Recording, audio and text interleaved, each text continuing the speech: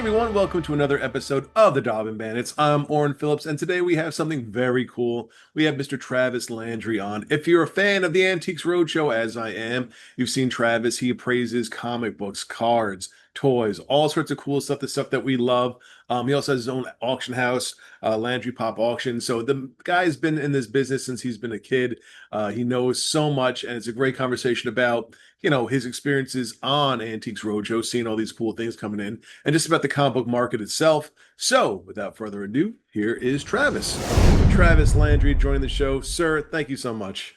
Thank you for having me, Orrin. Excited to be here. So let's jump back to when you were a kid. How do you first discover comic books? Okay, so I discovered, well, I'll give two parts of the Okay. comic background story. The comics I grew up with actually reading Mhm. were like the IDW Transformers comics. So that was especially like, around 2007 to maybe 2013, Mhm. right when I graduated high school, was really when I was reading a lot of Transformers books. But my background with Marvel and superhero books, I'd say is more modern style, where like, and a lot of people hate me for this, but April 2008, I was 12 years old Mhm. when Iron Man came out. And it's like that movie blew my mind. And it's like I can remember as clear as day. It's like leaving the movie theater with my parents, getting home, reading about who Iron Man is. Cause it's like I knew him from cartoons and like games, whatever, in and out, but never, my brother, older, 8 years older than me, he had like the Toy Biz action figures as kids. Mhm. But reading like, oh, Tales of Suspense 39, what is that? And I read it online. So it's just that was, 2008 is when I really started becoming consumed with the greater world of superheroes. Right. Is really that was my, the entryway. I think what you said is really interesting because, I've asked a lot of folks because I'm, a little older than you. So when Batman 89 came out, I ran to get the Batman comics, like you ran to get the Iron Man. But, a lot of folks were saying that with these Marvel movies coming out, less and less kids want to go pick up the comic book and see what it's about. They're just sort of like, well, I kind of like what's on the screen. I'd rather not take the time and see what's going on in the comics. So I understand that. Mm, But for me, it's like I love stuff, right? My whole background, I've only worked in an auction house environment, antiques, paintings, furniture, everything. I just like everything cool and old. mm, So for me, my dumb analogy is like what early Shakespeare and great literature is to the English language. It's like I look at comic books as historical, artifact, historical, right? It's the basis of pop culture right. of the world that has exploded to an international phenomenon. Movies, games, series, the books, everything. I mean, it's become so intertwined with the mass media of everyday life that for me, comics are very historical. They're things that need to be preserved. I mean, in the industry now, is it basically the MCU and the DCU that's kind of putting hot books out besides, the classics, the keys that we all know?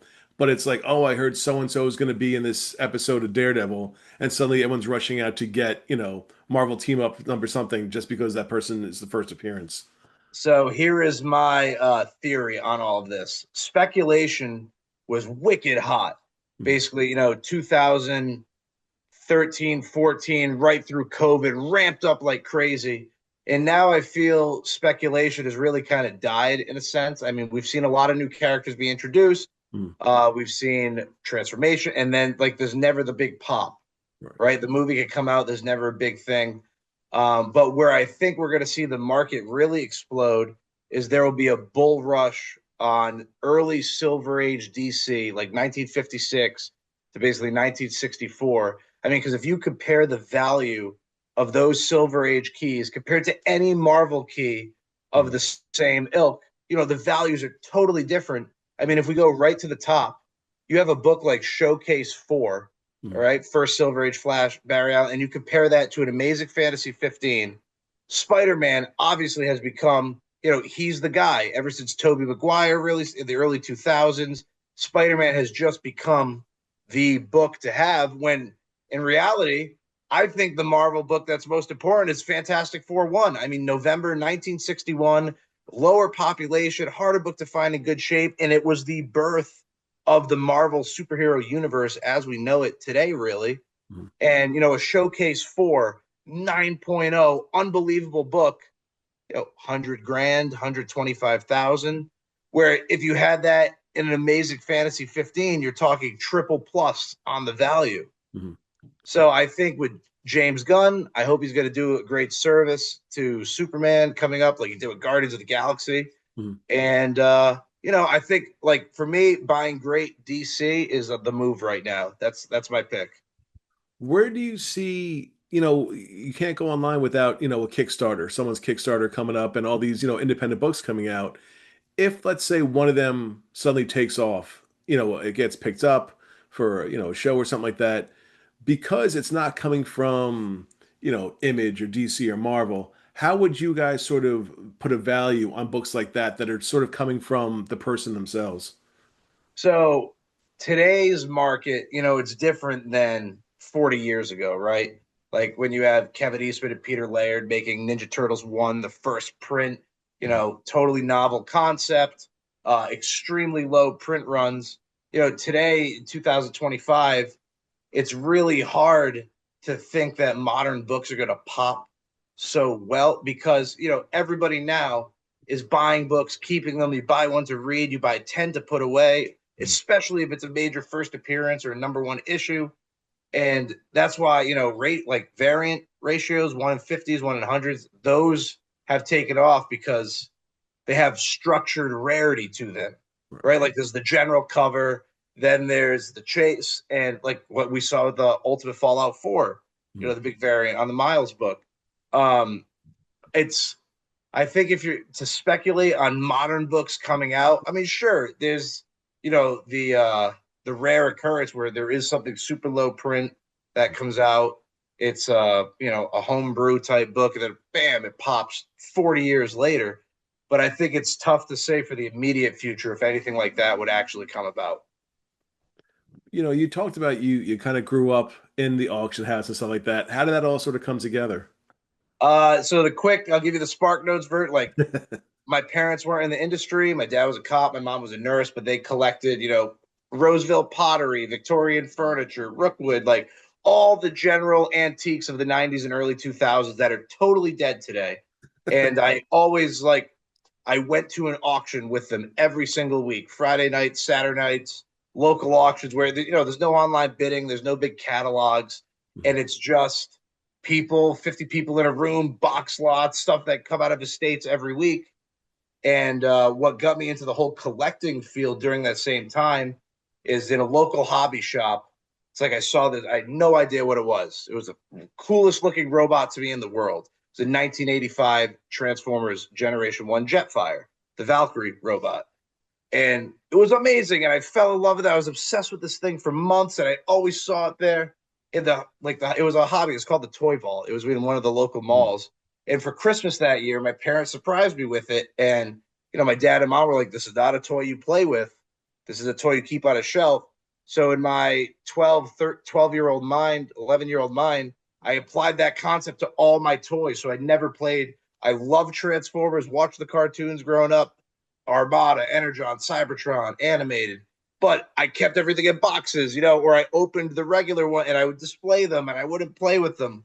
Mhm. And I've always had that collecting bug from my parents. And, my first job working at the auction I was going at since I was literally a baby was Mhm. like on a Friday night for $20. I was a runner. I'd hold the item as the auctioneers selling it. And, it was totally and just worked my way up, and just grinded my whole life. How has grading changed the auction industry? So grading has really commoditized Mhm. our hobby. So before, you have good, very good, fair, fine, and there was always room for interpretation. Mhm. Now, granted, there is still, as we know, with grading, there are inconsistencies. It's human opinion. You Mhm. could submit the same book 3 times and get different grades within a half a point or a point, sometimes even more. But what it has done is it's taken a comic and made it no difference in a sense than how someone values an ounce of gold, Mhm. where it's like, okay, we have an X-Men 1, it's a 5.0. We know on average it should be a $10,000 book. Mhm. And depending on where it is in the market, you might if you're lucky, you might get 10-15% off. If it was very competitive that day, you might get a 10-15% premium. But whereas before you could buy a raw book Mhm. and you might know condition really well, but the guy selling it doesn't know how to gauge the condition that well. And that still does happen today, but it's much rarer to find that. If someone came into the auction house with just, a box of raw books, would you guys be less interested than if someone came in with it already pre-graded and you know what you're No, getting? Okay. not at all. So literally tomorrow, I don't know. We're recording this on a Thursday. It's the 29th. Tomorrow I got a house call. Picking up, it's a lifetime collection. Gentleman, unfortunately, dealing with a sister, passed away unexpectedly. Mhm. He was born in 1957. It's his comics from 1966 all the way to the last 2-3 years when he was reading them. Nothing's bagged and boarded. They're all organized in stacks in a closet, a side closet, under the bed. And for me, as an auctioneer and somebody who likes to offer material to the Mhm. market, I am way more proud offering fresh graded books that are new to the market, never before seen, Mhm. compared to, yeah, it could be an impressive book, but you look on GPA, it's sold 4 different times over the last 10 years. So, like, that's why for me, earlier this year when we had the Paperboy collection that came out of California with the, Mhm. fresh to the market Detective Comics 27, that's the coolest experience in the world. And yeah, if a dealer was like, "Hey, Travis, here's my Tech 27," I'm wicked excited. Mhm. But to pull it out of a trash bag and, for the first time in 84, 85 years, whatever it is, to be able to now get that to its new owner since it was purchased off the newsstand, that is a feeling that is irreplaceable. That's pretty awesome. Now, when folks sell to you, they have to sort of realize now, like, you're going to give them a fair offer, but there's also work on your end that you're going to have to do. That's time and money that you have that's going to go into, the price that you offer them, right? Well, so as an auction house, we do buy from people, but I always say you have to twist my arm to buy. I much rather work the consignment angle Okay. where, you're a not someone in the trade. Mhm. You've inherited a collection, you have 40 boxes. Yeah, dealers, I get it. They have to buy and do the thing. Auction house platform, it's a team effort. So I go in, I charge someone, hey, it's a 10% commission, it's a 15% commission. Mhm. We do all the work, and the more you make, the more we make. It's a team effort. Right. All that being said, yeah, I do buy from people, but Mhm. it's like you have to tell me, Travis, you are not getting these comics unless you pay me. And then it's like, okay, well then, yeah, you're going to make me buy them. Right. But when it works with dealers, it's the same way. Where dealers come in, they have pre-graded books ready to go. It's a totally different structure. It's usually 0%, no commission. Mhm. You have a really valuable book. We'll say like, hey, we'll go -5, -10. We'll give you half of our buyer's premium just so we could sell your book. But dealers come in 200 slabs ready to go. It's totally different than having to total manage a collection. Right. How many days do you have to sit there and someone comes in with a big stack of Wildcat number ones or X-Force number ones, thinking that they just had their college tuition paid for, and you got to break the news that not what you thought? Happens a lot. I mean, there's so many modern era collections.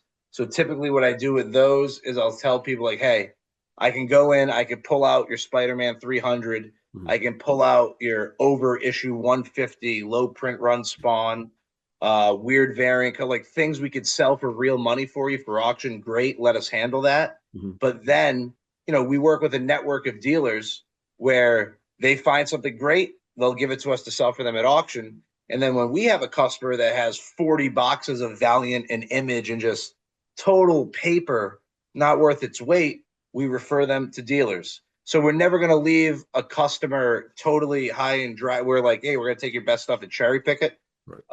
Regular bulk, like Bronze Age bulk, things like that, I'll make nice group lots to put online because I Mhm. really do believe in the auction process to create that competitive atmosphere. But yeah, I mean, I love the reason I love this business is because the network of people you work with and people you get to meet, it's a lot of fun. So did Antiques Roadshow reach out to you, or did you reach out to them to offer your services? No, so what happened, you're going to laugh. It's like kids grow up, want to be a lawyer, doctor. It's like I grew up, my life goal was Mhm. to be on Antiques Roadshow. I watched it every week with my parents. My dad would be like, what's it worth? What's it worth? because we were into everything. And my before launching my own company, the place I used to work, my boss, I was like, hey, I want to be on Antiques Roadshow. I don't see my material. How do we get on there? And he had introduced me to the executive producer because he had also done work for PBS on a different show. Mm. And I was like 17, 18 years old at the time. And it was great introduction, but it's like I wasn't ready yet. Right. And then 2 years later of running auctions and really getting my name out there, setting up the business, it was like now is my time.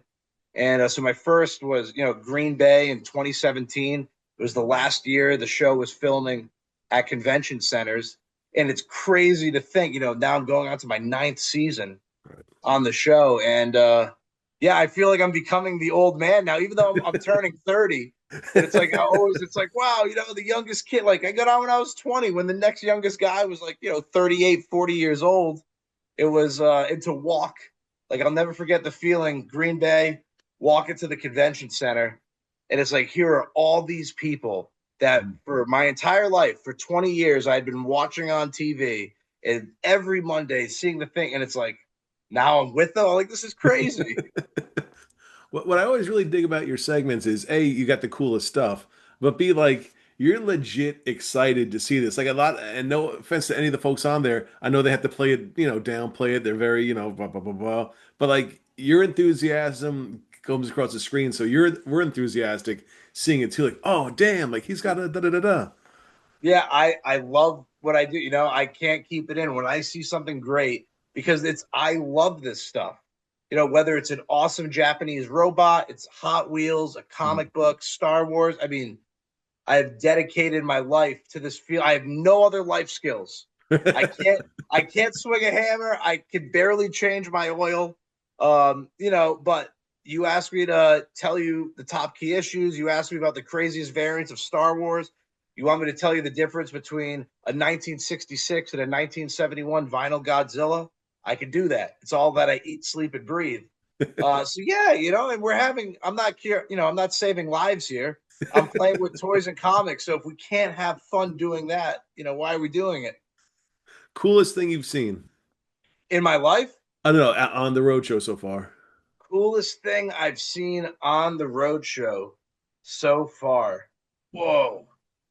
Okay, so all right, I guess like most valuable I've done was I'd say I had a really expensive set of Magic the Gathering. It was a complete beta set, all the Mhm. Power 9, Volcanic Island. But my favorite, coolest thing was, and I can't believe it, you would think I'd be able to remember the name of the film. But like the Rankin Bass puppet Mhm. animation, like, Yeah. all the Christmas, Heat Miser, Snow Miser.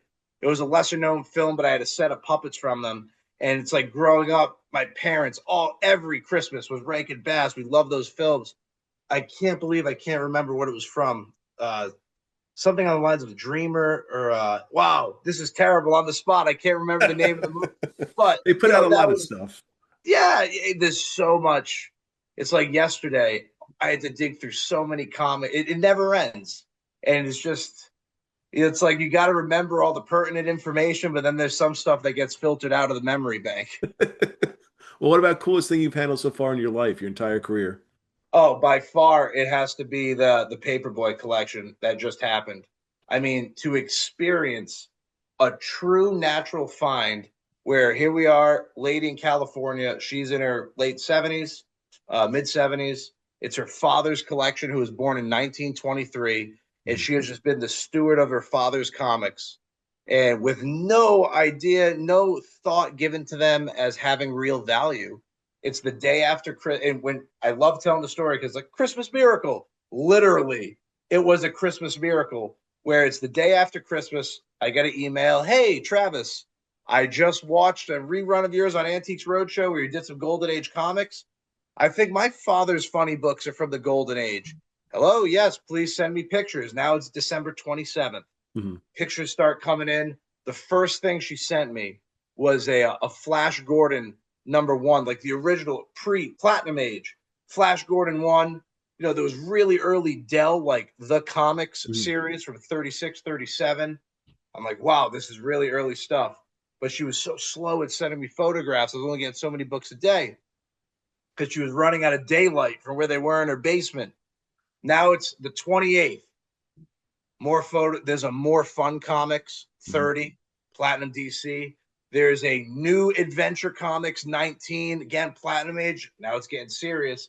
And then she finds her father's handwritten inventory from the 80s. Wow. And on it is Action Comics 8 to 17, then 23 to 25. And then it says Detective Comics 27, 30, 31. And I'm looking at the photos she sent me. Everything is lined up. And I'm asking her, I'm like, hey, if you can, try to find the Action Comics or the Detective Comics. Now it's December 28th, the next day. Here comes the photos of the Action Comics. Mhm. And I call her up. I'm like, listen, I need to come to you. I got to hop on a plane. I'm like, you have some serious stuff here. Doesn't believe it. And in her mind, she's like, really? They're all beat up? Like, what? People want these? The condition's terrible. I'm like, I need to see them in person. I don't know if they're missing pages. There's a back cover, whatever. And she's like, when do you want to come? And I'm like, I have to go to Fan Expo in New Orleans the following week. I have an auction the week after. I want to hop on a plane tomorrow. Right. What? This is crazy, the 20, and so now it's the day before New Year's Eve. Right. I while I'm on the phone, or my wife, who I work with, she runs the actual business. She's operations. She does the Mhm. real work, and she's booking a flight. I'm like, I can fly out of Boston at 5 a.m. I'll be at LAX, whatever, 10, 11. She's like, okay, I guess we're doing this. I get there, 2 hours inland from LA, and the trash bags start coming out of the closet. There was a Superman 8 totally destroyed with silverfish damage. Right. And then right underneath it was the Tech 27. And that's a book. Like, if you would have asked me before that experience, Travis, are you going to find a Tech 27 natural in the raw that's going to be nice, like semi mid-grade example in 4.0, I'd be like, that's crazy. Everybody, like, and there it was. Wow. And there's just, like, it was the type of situation where if she didn't see the segment on Roadshow, she would have either A, donated them to like a local sale, Right. or B, she was willing to sell them outright for literally a few $100s. Like, there was no, she knew comics were collectibles. She just thought they were all destroyed. And my favorite memory, I was like, do you know who Bruce Wayne is? She's like, no, I don't know who Bruce Wayne. I was like, do you know who Batman is? Yeah, Batman, Adam West. I love that show. I grew up watching it as a kid. I'm like, okay, this is the first Batman, first appearance of Batman. And it's like, okay, it wasn't hitting yet. And then at the time, because the spine, like the book was really warped, Mhm. the spine was all splayed open. And I conservatively told her at the time, like, this comic is going to be worth like $300,000 to $400,000. Right. And then, like, you see the pressure and just the gears turning. And at the end of the day, the whole collection ended up bringing just over $1 million Wow. for 58 lots of comics. The whole collection was only about 250 books. Right. We got about 48, 49 of them graded, because the majority of them were super low grade Dells, really low grade, just non-hero stuff, Right. a lot of Western. But for whatever reason, the superhero books didn't get destroyed. And they were the newest books of the collection. Most of the collection was Platinum Age, pre-hero stuff, 35, 36, 37. Because in 1939, the father would have been like 16 years old Mhm. buying the first Batman. So it was really late for him, but he was in early on the right stuff. Nice. Damn, that's crazy, dude. The fact that Yeah, these things are it's still out crazy. there, like it makes you want to just keep looking. Hey, stuff is out there 100%. I was asking my buddy, he owns a vintage toy store here in town. I want to get your opinion about the toy market. What dictates it at this point? Because we know Star Wars is always going to be, you know, certain Star Wars, let's say, is going to be here. But what about the rest of the market? Because I know things kind of ebb and flow, but what's dictating it? So my thing is, comics are like one universal language. Hmm. Collector internationally, they like, yeah, people own. There's some guy, I only buy Batman, I only buy Spider-Man, but most people who collect comics Hmm. appreciate the whole market. Where toys, are all these little like micro within the toy market. They're all subsects. Like some people, you're a Thundercats fan, maybe you like He-Man, but typically, if you're a wicked heavy Thundercats collector, you don't buy Transformers, you don't buy $6 Million Man. So because the markets are smaller, you experience a lot of volatility at the top level. Now, loose toys, things under a couple grand, always pretty stable. But when it comes to, a rocket firing Boba Fett at the heat of the market, bringing over $250,000, painted examples bringing 500,000. Um, those at that level, there's not as many players as compared to in Action Comics 1. And it's like for me, toys are my true original love. I mean, that was my first little break where, on high school, I was on a show, Toy Hunter, because Mhm. my big thing was Transformers. And where did I want to go with this? Oh, 12 back. Sorry. Star Wars 12 backs. That's I went on a tangent in my mind. I do that a lot. I get distracted. I could be like a squirrel. But I've been selling graded 12 backs, 85 shape Mhm. for as long as, since 2014. I saw the big bull run when Force Awakens came, and 12 backs were screaming, 12 back, 85 Lukes, depending on ABC, subgrades, the whole thing. Some examples 7,000, 8,000. Your average middle of the road one was 5,000. Then 2017 to like 19, I saw the dip where 12 back Lukes at 85 were bringing 1,800, 2,200. Then COVID came in. They surpassed Force Awakens money. Some of them were hitting 10K at the peak. Now they're back down to like 4,000.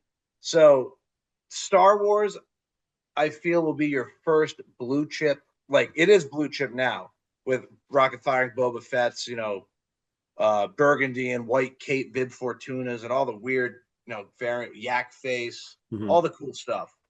Brazilian Vlix, a glasslight Vix, a Vlix that can bring 20, 30,000. But I think you're going to see Star Wars, especially as we gear up now. We're coming to the 50th anniversary of it. Mhm. And now Disney, the theme parks, everything, it's becoming so grander than what it was 20 years ago in regular day life that I think another 10, 20, like if you're buying good Star Wars now, production stuff, Right. I think you're going to be making a pretty solid investment. Like that's what I'm doing for my son. Believe it or not, I have an 8 month old, my first kid. Mhm. His whole nursery is like Mandalorian, Grogu, Baby Yoda themed. And whenever I could see a good deal to buy like a great Star Wars figure, Mhm. I buy it for him. I put it in his nursery, and I say that's his collection. And when he turns 18, I'm saying, Everett, when you turn 18, you can decide to sell all this stuff, and we'll do something with the money, or Mhm. it's your collection. But he's got like six good Star Wars figures now that I put away at his nursery. Best one being a 12 back R2D2. That's an 80 plus. Oh It's like wow. so close to being an 85, but unpunched, no price sticker. It's a beautiful figure. I would say, and the thing is, I mean, looking at the art on a lot of those boxes, like it just draws you back to such a better time when, Oh yeah, G.I. Joe, like people put time and effort, like for Transformers and G.I. Joe, the paintings that are done for these boxes to make you see what it could be. It's absolutely incredible. yeah, and that's like I think the original art Hmm. is going to be, the top, like just like with comics, right? Right. Comics are like the print, the multiple, and then the original art is the one of one. So Hmm. if you have the original painting, like I could go back to my love, Transformers. Like I would love to have an original painting for like G1 box art. Even something like a Seacon part of Piranacon, or have like one of the cool I mean, Optimus Prime would be unobtainable. That would be worth six figures for that original painting. But original art, I think, is always going to be the top of the mark. I was having a discussion with my buddy about store displays because he was telling me that his thinking is, you know, they're usually a one of one. They take up a lot of space, and you might think it's worth a ton of money, but it's just whatever someone's willing to pay at that point. Yeah. I mean, it depends. Like now, stored like for Star Wars, store Mhm. displays are wicked hot. Right. I mean, you get a great. 12 back bell hanger in mint shape. You know, there's 7, 8, 9 grand. Right. You get a really rare countertop display that Mhm. would have, like, the backboard and the figures stand up. Right. Those are a few thousand. But a store display for an esoteric toy line might not be the biggest deal because you're right. They're big, they're hard to display, they're tough, they're always prone to condition issues, they're cardboard. Mhm. So that's a more niche collectible, but again, really rare for the people that appreciate it. Right. They're super rare. I mean, just for example, old advertising. Like I just had, we didn't film it, so I could talk about it, which is good. But when I was just at our last roadshow stop, I had somebody come in with original posters for Aurora, like model Yeah, kits. yeah. There was a Land of the Lost, there was a Batman, and it's like an Aurora poster of a model Batmobile thing is 2 to 4 thousand. Mhm. And yeah, it's a rare thing. Who kept it? It was a poster meant to be in a store, and you know, most store owners tore it down, threw it away when the next poster came in. Right. So things like that do hold value because they're great visually. And Mhm. if you're a big collector, it makes sense. If here's my Batman collection, let me have my Batman store display on a wall. Mhm. But it's a more specific niche collector. What kind of legwork do you have to do when people bring in the prototype toys just to make sure that they're legit? I've always worked with the CIB Mhm. branch of like AFA, Tom Derby's department. He's always been like the authority. He is the authority, especially he's the guy when it comes to Star Wars prototypes. But yeah, it can be tough, but prototypes again, really desirable. Most expensive. It's funny. I've had like Star Wars prototypes from the '90s. Mhm. I've had weird like Takara samples of Diaclone drivers and all stuff. And the most expensive prototypes I ever sold were a pair of Jurassic Park. Like Jurassic Park is a toy line that has a small but mighty following. Right. And I think the pair, it was a Velociraptor and another dinosaur test shots. It was like 12,000 for the pair of them or something like that. So Jurassic, like good prototypes, yeah, it's stuff that's impossible to find. That is pretty awesome. So, what are some of the things that you're personally collecting at this point? I know you mentioned the Star Wars stuff. Yeah, so the way I collect now is I want to have like one great example of every toy line. Now, what I build for my son now, that's different, but like in my house, if you look at one shelf, it's like I have a Shogun Warriors Deimos, mint, unused, beautiful thing. All right, great Shogun, and I also am a big Godzilla fan, Right. so I have different iterations of Godzilla. I got the Shogun Warriors Godzilla. I have a Bullmark battery operated remote control. For my thing, like Star Wars, Mhm. growing up, because looking through raw lots, it's like one of the earliest things I bought and sold as a kid was a loose blue snaggletooth. Oh, okay. And so when I had the opportunity to buy a factory sealed blue snaggletooth mailer, like the whole thing, the outer box, the paperwork, it's like, yeah, that's the Star Wars thing that I need for myself.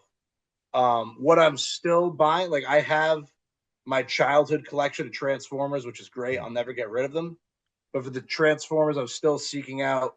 It is only 1987 to 1991 Japanese domestic market figures. So the toys we did not get in the United States: Super God, Master Force, Victory, Zone, Operation Combination, Return of Convoy.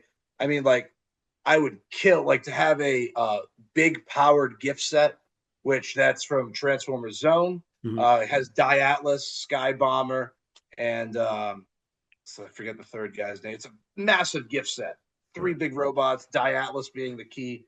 It's like, yeah, I love really esoteric niche things, but I'm past the point where, I need to hoard, and I like to tastefully display things in my house, like for in terms of esoteric, like in my living room Mhm. above my TV, I have all the visionaries, like the figures, Oh, because super cool, Hasbro toy line, limited to, it's 8 figures and 2 vehicles. So it was something cool I could complete, tough to find. Every single one's graded 80, 85. And it looks awesome above my TV. It's like an installation, art installation. I love it.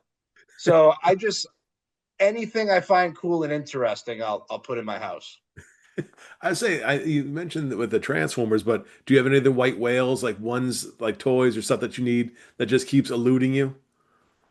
I do. There's this one it's called the VSX gift set, Okay. and it came out in Japan. It was G1 Optimus Prime and Megatron. And what's particularly special about the Megatron in that VSX gift set is that the inside of the legs are blue instead of red. You know, the Megatron toy, the P-38, was originally part of the Microman Micro Change line in Japan, and his legs were blue in Japan. For the United States, for Megatron, they made him red. The VSX gift set, they're still blue. You have Optimus Prime, Megatron comes with a poster. I mean, it's just, it's the pinnacle of true Generation One Transformers collecting, in my opinion, is having the VSX gift set. And we had one when we were on Toy Hunter, and I was 16, 17 at the time. And it's like, I don't have $15,000 to spend on a toy. Like, it's so I can't even comprehend that amount of money at that point in my life. And it's like ever since now, since I've been working, it's like, yeah, I'd probably like try to scrap together funds, sell some stocks, do it to buy a VSX gift set because I think it's the best thing you can have as a Transformers collector. And I've never seen one come up to market within the past 10 years because the people that buy them are sitting on them. And the other piece to go from my 90s generation would be getting very specific on you is for the Transformers Beast Wars line. Mhm. There's Ramulus, which is this crazy kind of deer animal looking thing with horns, and there's Optimal Optimus, and he turns into a monkey. Optimus Minor, sorry, Optimus Minor, and Mhm. there were color variants that were released specifically for whatever reason through the Hasbro toy shop in Pawtucket. So there's a green colored Beast Wars Ramulus and the blue color Optimus, and those are things that have eluded me again for 20 years. And I remember when I was a kid, like 15 years old, the green Ramulus was like 1,500, 2,000 bucks. I was like, this is the coolest thing ever. And now when they come up, they're 10,000 bucks. And it's like, anytime I've seen one, I've never been in the, especially now being a dad, it's like you have the kid, all of a sudden, it's like, I need to save money. I can't buy any useless toys. Like, I got to work. Uh, so, yeah, Green Ramulus, Blue Optimus Minor, and VSX gift set. That would be like, if I had those three pieces of Transformers history, I would pretty much call it quits. I'd be okay with it. I wouldn't need anything else. But like the last time, just to put it into perspective, that I actually bought a Transformer for myself was TFCon Toronto, Canada, 2017 is the Wow. last time I encountered something that I was like, I need to own this for myself. Do you think any toys and stuff that are out now, the Funko Pops, the McFarlane figures, I mean, he just put out the Superpowers, line, which I love the originals, but 20, 30 years from now, do you think folks are going to be trying to buy those back, or do you think it's stopped at a certain generation? I would if you love pop vinyls, great, enjoy them, love them. I know there's always the exception to the rule, right? But I look at pop vinyls as your 2020s version of Beanie Babies in the 90s. There's a typical rule to follow. If something is made to be collected, Mhm. it typically doesn't end up being collectible. The reason why comics, toys, Star Wars, all this stuff is worth money is because when people were buying them in 1978, 1985, 1960, nobody was buying them with the intention of saving them. Right. Now you buy a pop vinyl, people put it in the clear plastic holder. I Mhm. mean, everybody hoards them. There isn't that uh, there isn't that event of like the natural process of being lost over time and becoming rare. 20 years from now, there's going to be people with hordes of pop vinyls, just like today, everybody's got a tote of Beanie Babies in their basement. But with that being said, you can have Peanuts, the dark blue variant of the elephant Beanie Baby, and yeah, it's a $500,000 thing. You can have the earliest Thai bears where their nose is stitched, not plastic, like early stitch nose bears. Yeah, they're worth in the hundreds. So there's always going to be something worth money, but your general whatever, Walmart exclusive, Target exclusive, FYE. No, don't be buying those as an investment. Buy it if you love it, Right. but don't be buying it thinking you're, gonna have something amazing for the future because everybody keeps them. Like Hess trucks. Exactly. That's why like Hess trucks, the first 5 years of Hess trucks Mhm. are worth money. And then, once you get beyond that, yeah, there's some collectible ones. By the time you get to the 80s, 90s, they're junk because everybody buys them and saves them. At one time, a Hess truck was one of the most popular Christmas presents you could give a little kid. Hmm. What's the most common thing you see on the roadshow that people bring in thinking that they're going to really cash out? Um, I would say it'd be World's Fair memorabilia. Okay. We see a ton of World's Fair memorabilia. We see a ton of like generic old bottles. We see a lot of Masonic stuff, like things that look cool. Like people go, "Wow, 1939 World's Fair. It's such a big event." Mhm. But because the 1939 World's Fair was such a big event, everybody who went to it kept the stuff. Think it's a time where there's no like entertainment is way limited. There's not so many distractions. It's like when you went there, it was a big to do. Right. Now you can go to like a major event every day of the week if you want to travel a little bit and hop on a plane. There's something cool to do in the world. Right. So a lot of World's Fair bottles, weird like crates and old tools. Like people always bring me like an original Stanley level or something, and it's like, yeah, it's awesome, and sentimental value is priceless, but it doesn't translate to financial value. Where can folks, learn more about you, the auctions house, and all that other stuff? Please, yeah, go to LandryPop.com. Landry Pop Auctions, that's our company. You Mhm. can always follow me on Instagram at Pop Culture Travis. Mhm. And never hesitate to reach out. I'm always here to help.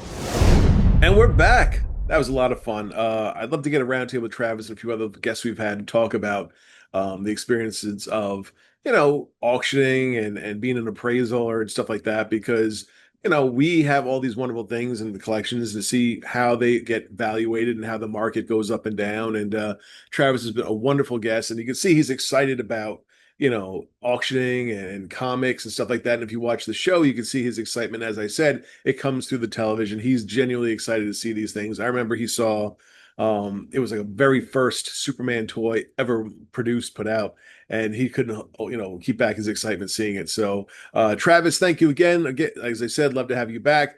Gang, we have a Patreon. If you want to support us, we'd really appreciate it. There are perks to being a supporter. Have a shout out in the middle of an episode with someone famous. Have a question you wanted to ask someone, and we'll ask it for you. There's a lot of cool things going on and other stuff we're working on as well. So if you can, go to Patreon, look up Dobbin Bandits, and we'd happy to have you on board. So have a wonderful rest of your week, and we will see you next time.